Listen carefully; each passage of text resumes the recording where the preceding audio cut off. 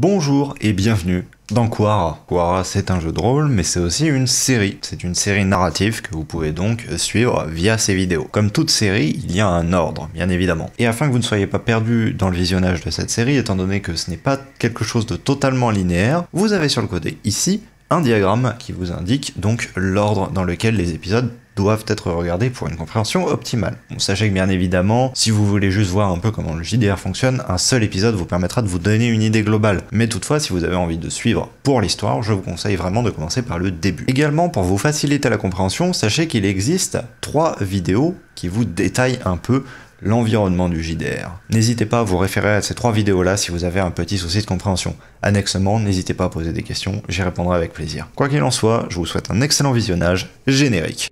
Ma fille, notre terre va au-devant d'un grand danger. Quara se meurt, souffrante sous le joug d'obscures forces grondantes. Je vais les affronter, me dresser contre ce que j'eus autrefois embrassé. Je me suis battu toute ma vie et j'ai été aveuglé. J'ai vu des mondes s'enflammer, des puissances sans nom chanceler. Et j'ai eu du mal à me pardonner après avoir tant brisé. Mais tu m'as appris l'acceptation, le remords et l'acquittement. Aujourd'hui, je comprends. Et tout comme toi, je pense que la survie est la plus noble des motivations. Et pour l'assurer, tu devras accepter de tout perdre.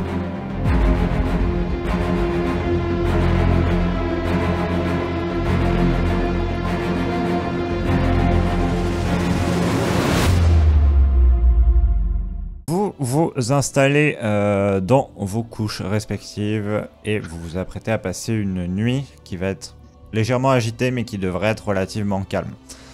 L'endroit est assez dénué de population animale, hein, donc vous entendez très peu de bêtes et le fait est qu'il y ait ces grands vents forcent la plupart des résidents habituels de l'endroit à aller trouver simplement des cachettes, des refuges. Et du coup, vous n'allez pas être dérangé de la nuit. Astrodanor, tu gardes tout de même un état de semi-éveil, en fait, toujours prêt à bondir si jamais simplement le groupe était menacé par quoi que ce soit. Mais cela ne va pas t'empêcher de te reposer convenablement.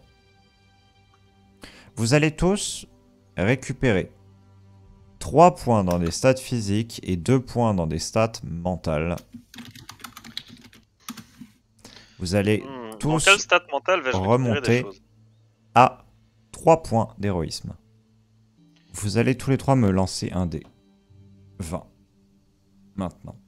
Pour savoir à quel point on se fait bouffer, parce que tu vois là on a fait un beau discours, des beaux trucs et tout, c'est bien, c'est beau. Donc on va tous faire un échec critique, hein, et 14 gardes de AUI vont nous tomber sur la gueule et on va mourir. Du coup, ouais, non, c'est Astrodanor qui a fait 15 et Toi, t'as fait 5. Yes. Moi, j'ai fait 14 pour... Ok. Alors, Myrtal, quand tu vas te réveiller, tu vas avoir une douleur dans le dos. Oh. Oui, bref. On n'a pas particulièrement dormi dans un bon point. La scoliose. Tu t'es simplement, en fait, installé ta couche sur, vraisemblablement une colonie de petits insectes qui n'ont pas trop apprécié ta présence. Et qui t'ont un peu mordu le dos pendant la nuit. Ah oui. Le dos. Moi je pensais que j'ai juste genre mis mon sac de couchage sur des cailloux quoi. Ah non mais pas encore. Rapidement, vous inspectez les blessures pour savoir simplement ce qu'il en est. Et vous inspectez surtout les petits insectes en question, hein, qui sont en train de courir en tous sens, persuadés que, eh bien, somme toute, leur logis est complètement détruit par l'installation de la couche et le fait qu'elle soit restée là pendant toute la nuit. Yazael, je vais te demander un test de connaissance avec une valeur de difficulté de 5. Peu importe ce que dira le test, je ne manquerai pas de faire la blague à Myrtal comme quoi c'était des insectes évidemment mortels. Donc connaissance 1 des 20 plus 3 évidemment. D'accord. J'ai aussi le jet de connaissance. Non, pas besoin. C'est juste, il regarde ton dos, en fait. Il regarde les insectes. Okay. Je regarde les insectes et... Là, en fait, je regarde les insectes et je fais... Ouais. Il va pas vous rester longtemps, Mertal. On devrait foncer. Est-ce que je peux regarder les insectes quand même? Tu vas me voir avec un grand sourire. Mais voilà, déjà. Mais en fait, les insectes sont simplement, somme toute, de petites fourmis qui n'étaient pas extrêmement heureuses qu'on ait installé un lit sur elles. Clairement, elles ne sont ni toxiques, ni dangereuses. C'est juste, voilà, ça va te gratter pendant 1 ou 2 déciles. Puis ensuite, la douleur va disparaître. C'est de loin la pire blessure que j'ai eue pendant tout le jeu. Du coup, c'est ça, je vais tenir une formule, je vais faire... Leur poison devrait soit vous paralyser d'ici 2 heures, soit vous gratter pendant quelques jours. Je sais plus. Vous savez, Yazel, ce qui est terrible avec vous, c'est que vous avez été tellement stupide par moment que je ne sais pas si vous plaisantez ou si vous êtes sérieux. Elles me disent quelque chose, mais je crois que je les confonds avec ce fameux champignon qui dévore les sacs. Ouais, je vois. Je vois. Ne vous inquiétez pas, quelques plantes devraient réduire les... Ah, Quelques plantes devraient réduire les démangeaisons. oui, c'est ça. Vous allez me filer quoi? Des plantes qui donnent la chiasse? Dans votre dos, ce serait étonnant. Asphodanor, tu regardes la scène d'un œil quelque peu à la fois amusé et atterré, en fait, hein, très clairement. Atterré. Genre, le je suis mélusé, mais avec le sourire aux lèvres, quoi. Voilà. Bon, je pense qu'après tout ça, il sera quand même temps d'aller faire les courses. Hein. Il est vrai. Ah oui. Bon, c'est pas comme si on mettait 2 jours pour aller à Super U, mais un peu, quoi. L'astre du jour C'est quoi un super U? L'astre du jour est levé et vous avez également désormais un ciel très dégagé au-dessus de vous. Il n'a pas plu, il a juste venté énormément et là il reste un vent très sec qui s'engouffre à travers cette vallée. Reprendre la route va être quelque chose d'assez tranquille. Vous entendez de nombreux oiseaux pépiller alors que vous avancez à pas assez lent, somme toute, le temps de vous réveiller tranquillement, de vous dégourdir les jambes pendant que vous êtes en train de vous déplacer vers la cité. La cité donc de Tyr, qui est votre destination que vous cherchez à atteindre ici. Voici.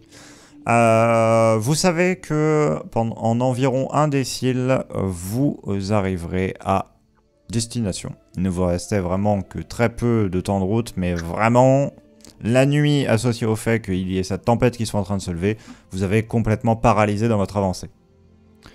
Mais donc, faire le trajet jusque là-bas, faire les achats dont vous allez avoir besoin, repartir et ensuite retourner jusqu'au Calian et revenir par la suite jusqu'au gardien ne va pas être une chose qui soit longue. Le paysage défile lentement autour de vous à mesure que vous avancez.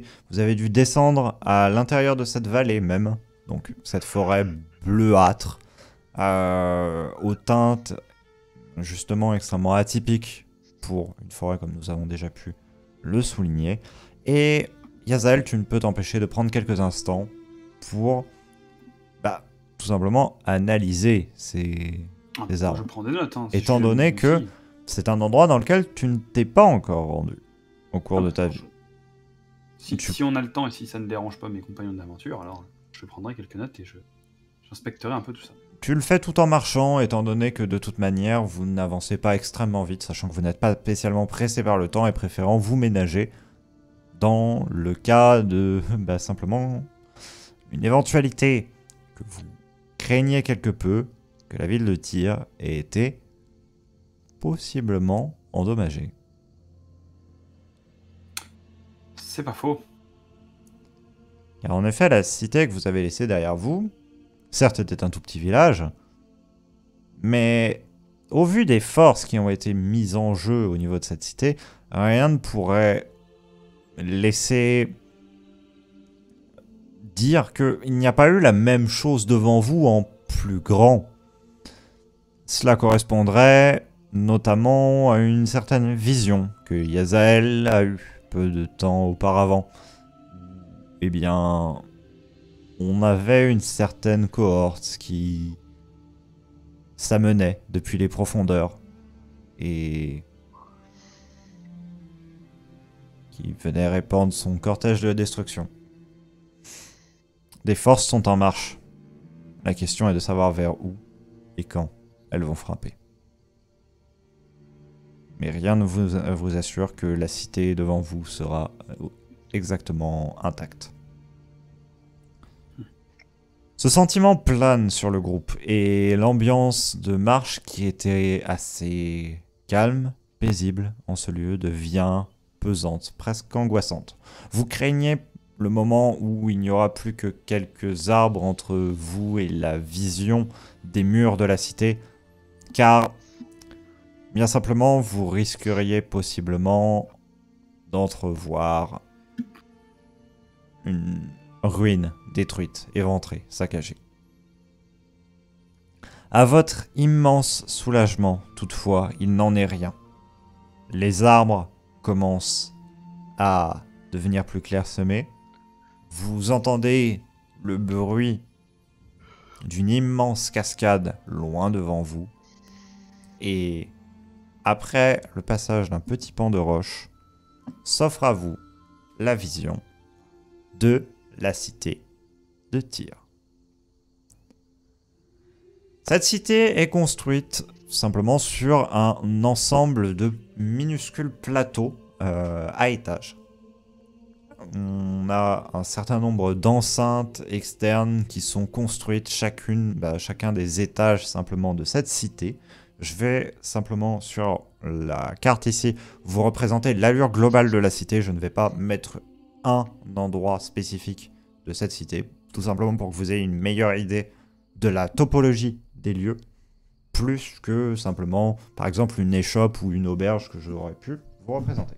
Simplement, on a une série de quartiers inférieurs donc, qui sont sur les niveaux, entre guillemets, les plus bas de terrain. On a simplement la mer qui s'étend juste ici, une mer qui est constellée de blocs de glace, donc avec simplement un port, mais qui s'avère assez peu développé. Tout simplement parce que faire passer des embarcations à travers cette marée de glace est une entreprise périlleuse, et donc du coup, ce n'est pas quelque chose qu'ils ont beaucoup développé. À l'inverse, ce qui a été beaucoup développé, c'est tout un réseau via simplement l'arrière de la cité qui va beaucoup plus dans les terres. On a effectivement un système de mise en place de barges, somme toute, où on va mettre des cargaisons dessus, et ces cargaisons vont être remorquées par la force de coursiers à travers tout le courant. Le seul problème de l'endroit, c'est que comme on est sur un courant qui est descendant, on s'avère à devoir avoir beaucoup de coursiers qui luttent simplement contre la force de ce courant pour tracter la barge à travers l'endroit. Donc pareil, peu de facilité pour effectuer de grosses transactions de cargaison. C'est donc une ville qui a dû apprendre à survivre de manière pseudo-autonome. Dans les quartiers inférieurs et les quartiers moyens, en réalité, il y a peu d'habitations. Il y a surtout, majoritairement, des jardins extrêmement entretenus qui vont permettre d'alimenter une grande partie de la cité. La raison pour laquelle il y a de très hauts murs de fortification et très épais, c'est simplement celle que vous avez pu être amené à entreapercevoir la nuit précédente. Les tempêtes. Pour pouvoir sauvegarder des vents extrêmement violents, la végétation et donc du coup l'alimentation de la cité, et notamment pendant simplement les parties les plus froides, les saisons les plus froides simplement du cycle, eh bien, on a construit des murs extrêmement hauts, extrêmement épais, afin de pouvoir Encore une fois, protéger ces choses. Dans les quartiers supérieurs, par contre, ils sont intégralement dédiés aux habitations. Donc il n'y a pas de délimitation entre des quartiers inférieurs qui vont être des quartiers, par exemple, beaucoup plus pauvres, beaucoup plus miséreux. C'est faux, ce n'est pas le cas. C'est surtout des quartiers qui sont dédiés à la production de nourriture et les quartiers supérieurs qui sont dédiés à l'habitation. Le quartier moyen, le seul quartier moyen de l'endroit, est, quant à lui, l'endroit où la plupart des échanges se font. On trouvera d'ailleurs ici le pont permettant de passer entre les deux berges de l'endroit. Seul pont, on notera d'ailleurs, de la ville en elle-même. Une rivière que je vous avais dit qui dévalait en son centre et qui, bien évidemment, comme il y a plusieurs niveaux dans cette cité, va former plusieurs cascades ici qui vont empêcher simplement le fait qu'on affrète des barges ici et qu'on les emmène vers la mer, étant donné que ce sont, somme toute, des rapides. Donc, le fait est que le seul endroit où on va affréter des bateaux est le port que vous pouvez retrouver ici. Le donjon, là, n'est pas tant un endroit où l'on va retrouver des unités militaires que plus un endroit pour se réfugier au cas où les vents soient trop violents et que les températures deviennent beaucoup trop basses. La manière dont il est construit est très simple. Il n'y a pas de grosse fortification extérieure apparente. Par contre, le mur d'enceinte, en fait, forme tout un toit circulaire, ainsi. Et ensuite, on peut voir une structure un peu plus haute. Et à nouveau un toit qui fait comme ceci. Et qui donc, du coup, ce toit à 2 étages va simplement couvrir l'intégralité de la structure. Ça forme une immense coupole, et à l'intérieur de celle-ci, en fait, on a aménagé énormément d'espaces qui sont assez peu habités au final en période normale, mais qui simplement va faire un travail énorme d'isolement thermique, et donc du coup, très peu de besoin en termes de chauffage pour simplement tenir à une température clémente l'intégralité de la structure. De plus, comme vous avez pu le voir précédemment, et ça c'est quelque chose que vous savez sur la cité, vous aviez vu des espèces de sortes de fontaines de chaleur au final, en la présence d'espèces de geysers avec une très faible pression. Ce donjon a été construit exactement sur une zone de ce type. Ce qui fait que, au-dessus d'une sorte de plancher gigantesque qui a été, somme toute, construit sur tout l'endroit, plancher en pierre, bien évidemment, donc avec une série de voûtes, etc., on a un chauffage, justement, par ce sol de l'intégralité de la structure. On n'a pas besoin de recourir à un chauffage par bois. Ce qui fait que l'endroit, en termes de chaleur, est autonome. Par contre, en ce qui concerne les autres quartiers, bien évidemment, là, on a besoin de maintenir ces quartiers-ci assez entretenus pour que les plantes puissent continuer de persévérer. Mais c'est une cité qui est prévue pour lutter contre un ennemi, et un seul ennemi, l'hiver. Cette cité est peuplée de Liarines. Donc, les Liarines, qui sont-ils? Ce sont les Alastrars, les Alarines issus de simplement une ascendance comprenant Lilin. C'est ceux qui sont le plus proches au final des phénix et donc en un sens des essences au final, de par leur apparence. Des plumes de bois souple, un corps de chair avec des bras auxquels on peut retrouver des ailes légèrement attachées, donc pas des ailes complètes qui permettent le vol, mais plus des ailes, somme toute, assez réduites, beaucoup plus tournées envers une ancienne notion qui n'est plus spécialement d'actualité dans les sociétés liarines, de parade, simplement. Il y a également, donc sur ces liarines, à peu près la même chose aux cuisses en termes de plumage, hein, si ce n'est qu'il est beaucoup plus épars, et donc là, il ne forme même pas de traces d'ailes. C'est juste sur les flancs externes des cuisses que l'on peut retrouver des structures plumeuses.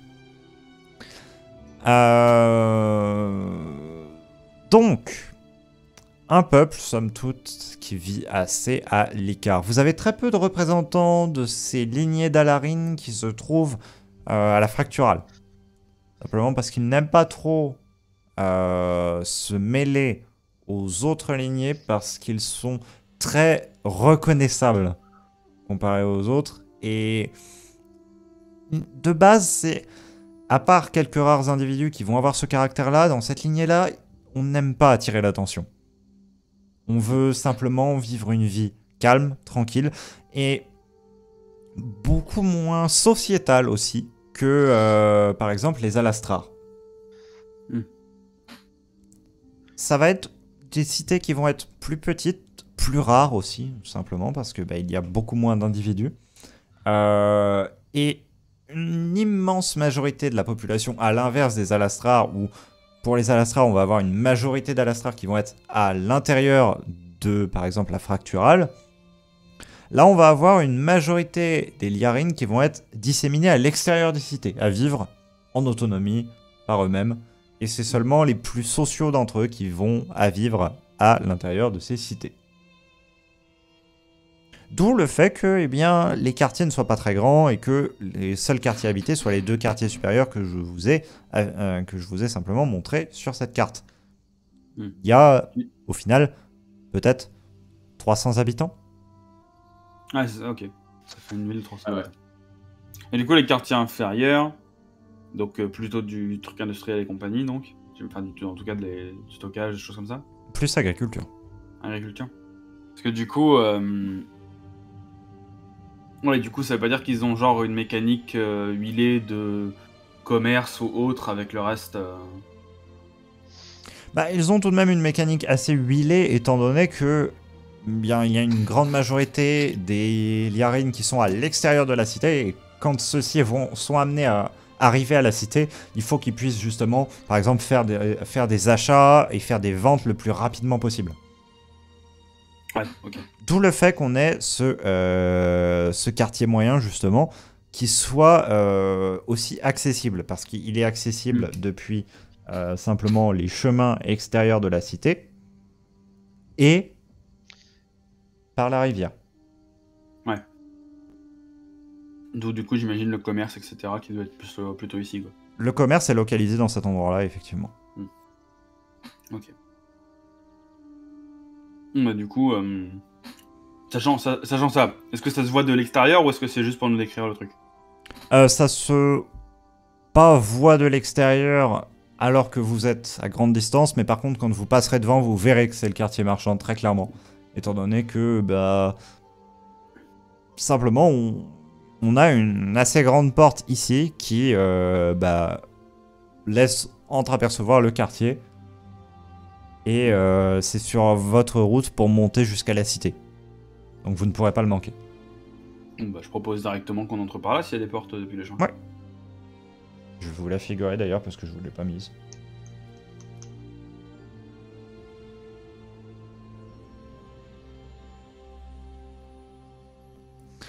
Vous entrez dans un quartier très bruyant. Là, en fait, vous avez énormément d'étals et vous voyez que les étals sont fixes, mais que par contre, ça fonctionne avec une sorte de système de roulement. C'est-à-dire qu'il y a des personnes qui sont en train d'installer leurs étals, d'autres qui sont en train de rempacter en permanence. Et pour autant, les structures en pierre qui forment les bancs de ces étals restent là.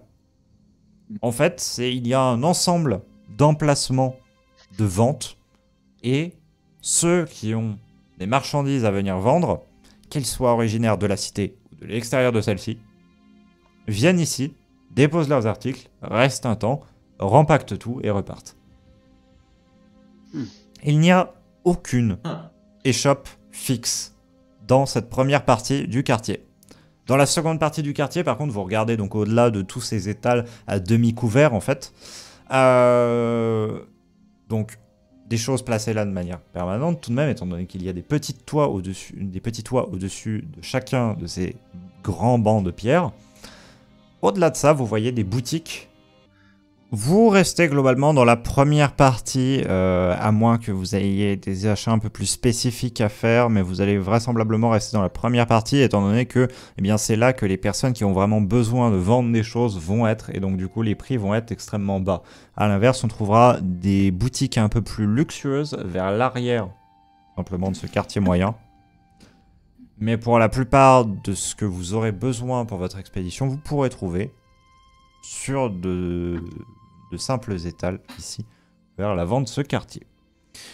J'aimerais que vous me décriviez globalement ce que vous recherchez. On me dit Pardon, si je en tant me qu'humaine. cours, mais en termes de ressources, de ce qu'on cherche, on va juste chercher de la bouffe qui se conserve Mhm. et de quoi se soigner. Et aussi, de quoi pouvoir explorer assez facilement une zone où on sait pas trop sur quoi on va tomber. Donc, cordes, pitons d'escalade, torches et en règle générale du combustible. Notamment s'il y a quelque chose pour obtenir de la chaleur rapidement. Genre pas forcément un feu, mais genre... Enfin, je sais pas si tu vois ce que je veux dire, quoi. Un briquet. Fait. Non, De l'agneau. Un briquet. Un clic. De toute façon, on a déjà un silex et un amadou de base, hein, logiquement. Si on a allumé un feu, on l'a fait comment, à ton avis? En frottant. Mais je te jure que je vais frotter ma main avec ta joue, mais à une vitesse Non, je suis le surhumaine. chef. Mais en vrai, pour le coup, c'est pas des choses qu'on a. Enfin bon, à part le matériel Non. d'escalade, les torches, tout ça, c'est des trucs qu'on a déjà. On a Ouais, déjà mais on quelques... est peut-être au moins récupérer des stocks, en fait. C'est le Ouais. truc. Oui. Je pense pas qu'on en ait perdu réellement beaucoup en termes de matériel d'escalade. Enfin, on a dû en prévoir peut-être un tout petit peu, mais genre, on n'a pas prévu le truc d'aller se taper une falaise de bâtard, quoi. Évidemment, des vomitifs. C'est En vrai, ça primordial. paraît con, mais c'est méga important. Ah oui, ça, mais ça, Siegfried, c'est très bien à quel point c'est important. Moi, j'irai refaire mes stocks de plantes. Déjà, s'il y en a, parce qu'il n'y a pas toutes les plantes ici, j'imagine. Les plantes médicinales, plantes du cicatrisant, des antidouleurs, etc. S'il y en a. Quelques graines diverses aussi, parce que ça, quand même, je commence à les utiliser pas mal, mais si je peux en récolter quelques-unes. Et s'il y a quelques plantes endémiques de la région qui sont intéressantes, je dirais passer à quelques étals de botanie. Voilà. Dans le global, c'est tout ce qu'il me faut en théorie, si on a les rations, les vivres, etc. C'est... Dans mon domaine de compétences, voilà ce que je peux apporter. Maintenant, pour le militaire et l'impie, je laisse mes camarades faire. Je vous fais confiance. La limite, je sais plus, est-ce que t'as quelque chose comme une dague ou quoi que ce soit, Yazel? Moi, j'ai mon bâton. Ok, Il y a- donc il y a le- je vais essayer de... Il y a le mécanisme en haut avec la lame qui se ressort. Après, d'ailleurs, ça fait longtemps que je l'ai pas entretenu, celui-là, d'ailleurs. Oui. Oui, mais Donc, s'il y a moyen de récolter un petit peu... Il doit y avoir de l'huile pour les mécanismes, des trucs comme ça, j'imagine. Ouais. Donc, je vais quand j'ai en même te dégoter genre une genre dague, un peu couteau de survie, ce genre de choses, c'est que tu puisses avoir quelque chose sous la main en fait au cas où tu te fasses désarmer. Parce que, en vrai, j'imagine que si on prend mon sac entier, ce qui doit couper le plus, c'est peut-être je sais pas, des petits couteaux pour couper des trucs au niveau des plantes, des trucs comme ça. C'est des couteaux pour l'herbe, hein. C'est à la limite une serpe, tu vois. J'ai une serpe de druide, quoi. C'est au mieux ce que j'ai. C'est pour ça qu'avoir un gros couteau Bowie à la Rambo, pouvoir sortir comme ça en cas de problème, ouais. Ouais, mais en vrai, du coup, je me faisais la réflexion, mais je pense pas avoir un bon gros couteau comme ça, et je pense qu'on avoir juste un couteau, genre, qui puisse couper des trucs, tout simplement, mais genre juste un bon couteau, ça peut valoir le coup quand même. Hein. C'est ça, à ce moment-ci justement, si tu y vas, je vais déjà t'aider à le sélectionner, parce que logiquement je m'y connais plus en armes que toi, étant donné que j'ai un peu passé ma vie en C'est ça. manipuler. Genre, petit couteau slash dague. Et de toute façon, je vais aussi en prendre un pour Yazael en même temps. Bon, après, c'est bien parce que c'est toi, parce que sinon, moi, tenir une arme à la base, pas trop. Oui, enfin, c'est ça, mais pourquoi tu bats tout le temps avec un bâton qui a une putain de lame? Et puis, Je crois qu'elle est pas entretenue, pourquoi? Je la sors jamais. À la base, le bâton il sert à désarmer et l'arme elle sert à faire. La petite lame elle sert plus à faire peur qu'autre chose. Yazael se balade avec une plante qu'il utilise pour lancer littéralement des shurikens en forme de feuilles. Shurikens ensuite... qui servent à la base à immobiliser l'adversaire. Oui, mais bon, ça va, enfin, vas-y, va me dire qu'un taser c'est pas une arme. Ouais, bon, un peu. Et puis, c'est vrai que la dernière fois que j'ai voulu immobiliser un adversaire, apparemment, je l'ai tué. Oh, wait. Donc, bon. Hein, ça va. La dernière fois que j'ai dit, hey, j'immobilise quelqu'un, mais bien fort. Et ben, le quelqu'un en question, il a fait, ah, il est mort.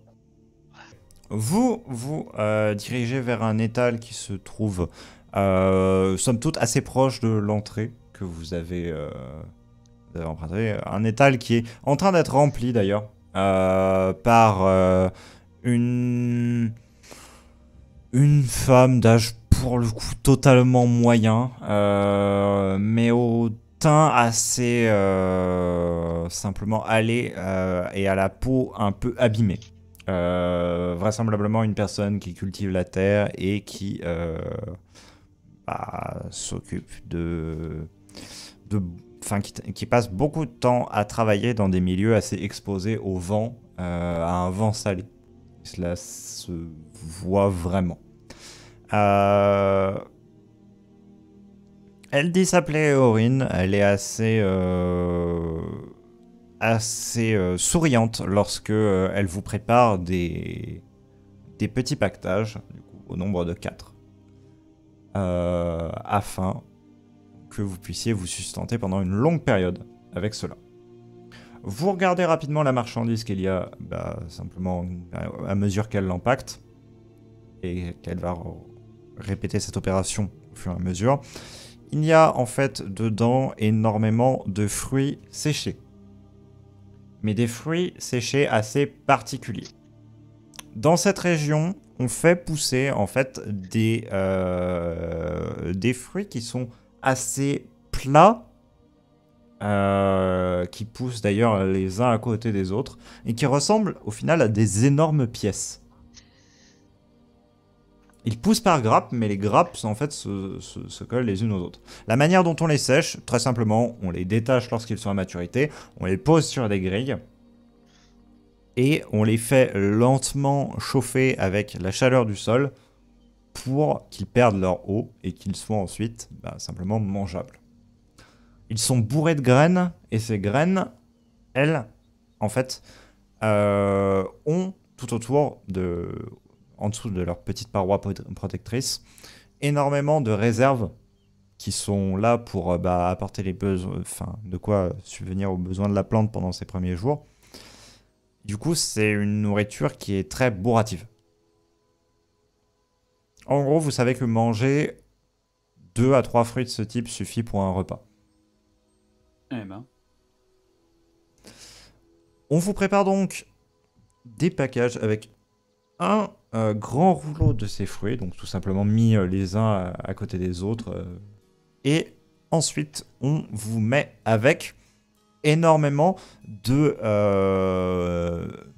plantes séchées et également une autre chose qui, elle, provient de la mer, des algues.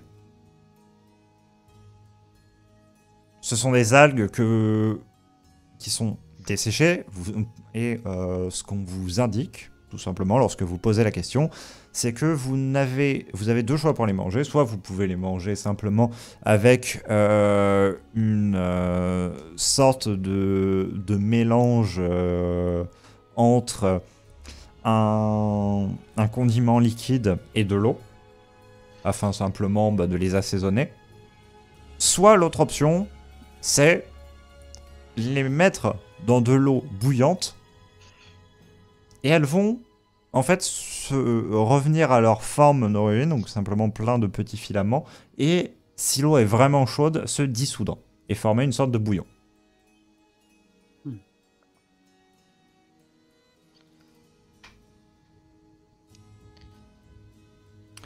On vous fournit donc 4 paquets qui contiennent cela. Vous savez que vous avez des rations pour tenir pendant 20 jours à l'intérieur de cela. Chacun. Ce qui est une bonne ration, sachant que la taille du paquet doit faire peut-être 3 mains de long par 2 mains de haut et 1 main d'épaisseur. Donc ça occupe une bonne partie de votre sac, mais c'est extrêmement tassé. Surtout pour 20 jours, c'est extrêmement petit, quoi. Ouais. Oui. Alors t'es quasiment sur une taille de ration de combat là, de l'armée actuellement, sauf que ça c'est pour un jour, une ration de combat. Ouais, c'est pas mal. Par contre, le poids Oui, oui. est énorme. Alors vraiment, vous le mettez dans votre sac, d'un seul coup, vous avez l'impression qu'on a rajouté, tout simplement, vous avez l'impression qu'on a plus que rempli votre sac d'eau. Non, bah on fera porter ça par le gardien, quoi. C'est ça, Strong. Strong gardien. Bon. Donc, ensuite. Sauf erreur de ma part, c'était refaire le plein de tout ce qui était torches, cordes, ce genre de choses, et surtout se doter d'un véritable kit d'escalade, donc avec des pitons, ce genre de choses, pour être capable en cas de problème justement d'escalader une paroi. C'est ça. Ce sera dans 2 étals différents, l'étal de Kari et l'étal d'Olin. Alors, Kari vous donnera tout ce qui va être au sujet de l'escalade. Simplement, c'est le matériel qu'on utilise dans cette région pour aller chercher certaines plantes médicinales sur les flancs de montagne. C'est du matériel qui vous permet simplement de créer des prises et de les utiliser. Et salut, c'est le Siegfried du montage. Voilà, désolé pour cette interruption. Hein. Là, vous vous demandez qu'est-ce qui se passe au secours et là, qui est la VOD. Non, absolument pas. La VOD, c'est acquis elle-même. J'avais plus de place sur mon disque dur, je m'en suis aperçu que beaucoup plus tard. Donc, il manque environ 1 heure d'enregistrement où en fait, les joueurs passent d'étal en étal et font leurs emplettes. Alors, c'est dommage parce que ça avait permis de développer pas mal de points de lore, vraiment, vis-à-vis de les plats que les habitants consommaient, la manière dont les échanges étaient faits, les valeurs marchandes des différentes choses, quelques spécificités d'éclairage, de technologie, etc. Mais c'est pas préjudiciable pour comprendre l'histoire au global, c'est-à-dire il n'y a pas eu de grosse avancée dans le scénario. Donc c'est pour ça qu'il ne va pas y avoir spécialement de résumé de ça, parce que c'est un peu irrésumable au possible. Donc je vais juste vous laisser regarder la fin de cet épisode. Je vous souhaite malgré tout un très bon visionnage pour le petit peu qu'il reste. Voilà. Merci pour votre compréhension et désolé pour ce dérangement. Quelques achats plus tard, à savoir des plantes d'une part médicinales que vous avez eu dans une pochette assez bien organisée, du matériel d'escalade, un nouveau système de torches, donc qui somme toute se présente un peu plus sous la forme d'une lanterne infusée au final d'une sorte de plante qui elle émet sa lumière tandis qu'un cristal autour la protège et lui sert de réserve d'énergie. Après un achat de nourriture et après un achat de 2 lames crantées pour Yazael et pour Mertal, les deux en un métal de la kaorite, vous vous trouvez à peu près prêt à reprendre le chemin du retour. Et du coup, une fois qu'on est sorti des murs de la ville, je montre à peu près à Yazael comment intercepter une lame avec ce genre d'arme. Et surtout, en fait, comment la maintenir bloquée de façon à pouvoir ensuite réagir, quoi. Je veux bien, mais ce à quoi je te dirais, malheureusement, ma force risque Oui, de me mais faire défaut. justement, il n'y a pas beaucoup de force physique, mis à part si l'adversaire essaie de t'arracher ta dague des mains. Parce qu'en fait, le fait est que, regarde, remarquez qu'il y a genre des diagonales avec des petites bosses.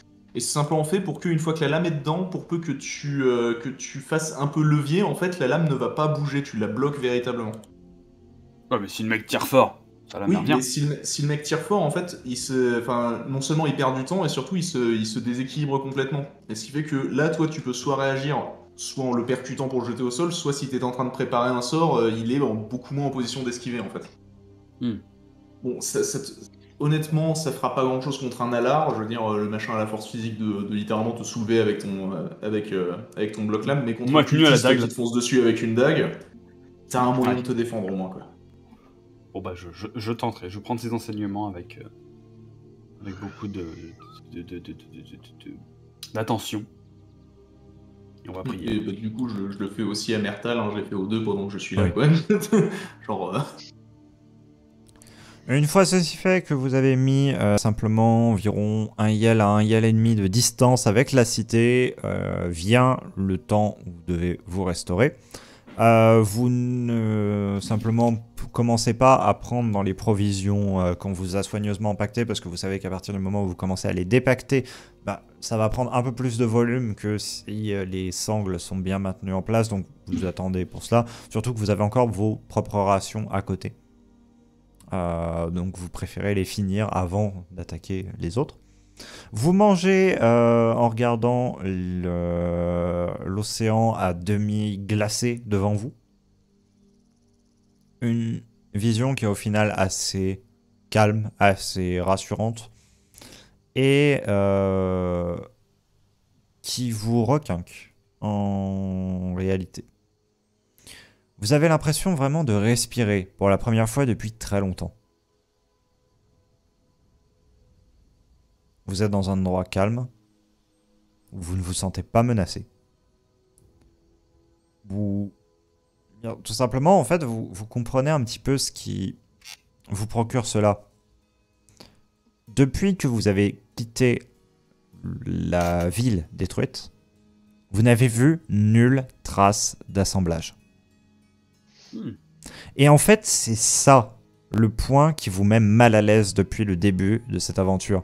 C'est que, en fait, à chaque endroit auquel vous passez, vous pouvez voir sous des herbes, sous la forme d'un tel ou tel tas de roches, qu'il y a certains de ces assemblages qui attendent de s'activer.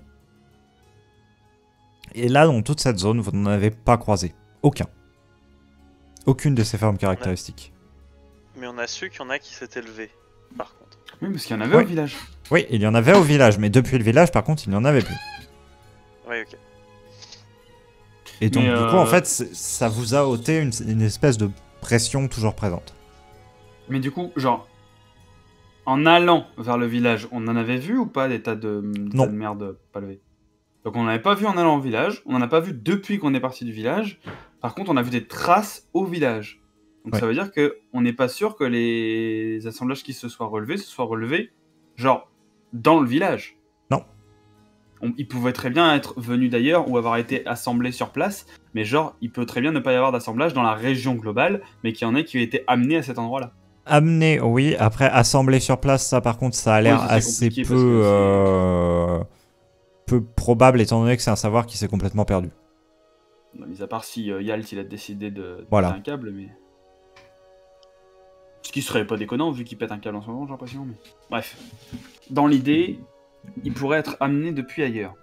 Donc ça, c'est un peu compliqué. Parce que ça voudrait dire que si jamais les assemblages sont ramenés par des cultistes pour péter les villages, là, ça commence à faire une sacrée force un peu strong. Parce que dans l'idée, je m'étais dit que si les cultistes sont alliés aux Alars et à certaines créatures des cités éthéréennes, bon, c'est chiant, on est d'accord, mais s'ils tombent face à un assemblage pourra faire un minimum de dégâts. Or, si les assemblages sont aussi de leur côté, là c'est nous qui n'avons plus aucune chance. Enfin, du moins plus beaucoup. C'est certes une façon de voir les choses. Après, c'est moi qui essaye de voir un peu le pire, mais j'avoue que je suis encore pas mal sur la vision que j'avais eue en conversant tout ça et puis en regardant les trucs dans la truc du Forest Père, là. J'avais eu une vision qui était assez forte quand même en voyant le tombeau et puis en voyant toute la troupe là. Après, le pire ne serait pas que ça. Le pire, ce serait que les assemblages obéissent à Yalt et que Yalt, par contre, soit avec Nyashrul.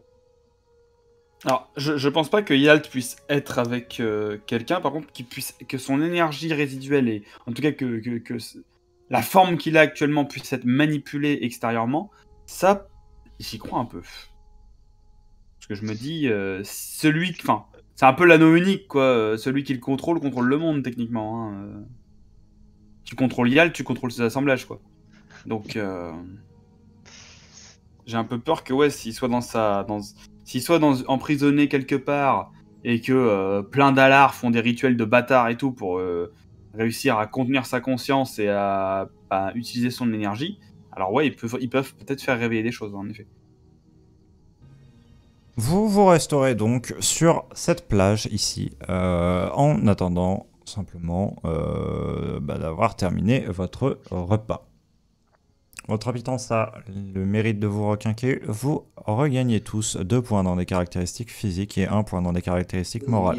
Au bout de ce temps alloué à votre repas, vous vous remettez en route. Tout le trajet jusqu'au Calian se déroule sans le moindre incident.